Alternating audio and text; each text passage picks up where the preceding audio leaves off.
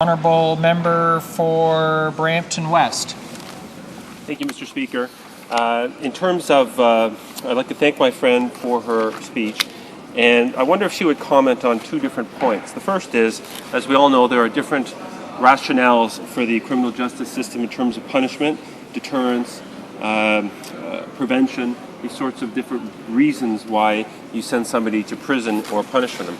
And I'm wondering if she's aware of any studies that the government has to show that this bill would actually do something positive by way of deterrence or prevention as opposed to simply focusing on punishment, and what her views are in terms of how this will impact in those two categories.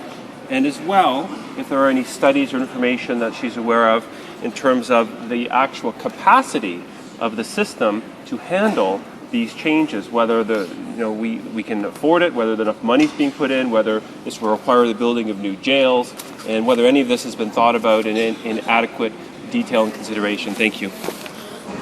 The Honourable Member for Winnipeg North. Mr. Speaker, I really thank my Liberal colleague for that question. It is an important one.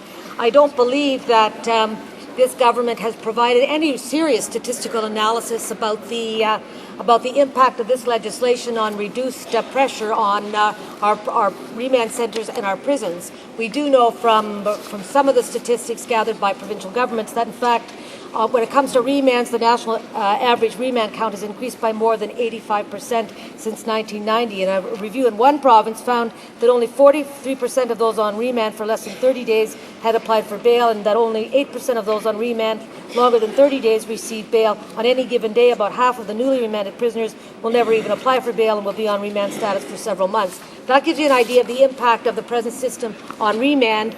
It doesn't give you any idea of what will happen in terms of our prisons and how this bill will change that. I will say this, though, finally, Mr. Speaker, that we have to, as many have said, think outside the box. We have to think of creative release policies. We have to think of community escort orders. We have to think of dedicated gang outreach workers. We have to think of volunteer community supervisors. And most of all, we have to think about alternatives to keeping kids out of jail in the first place, because surely, if we want to start anywhere, it is crime prevention when it comes to the youngest in our society, so that we don't have this repeat cycle through our penal system and continuing in a life of crime. That, Mr. Speaker, is the solution in the long run to this very serious issue. Question.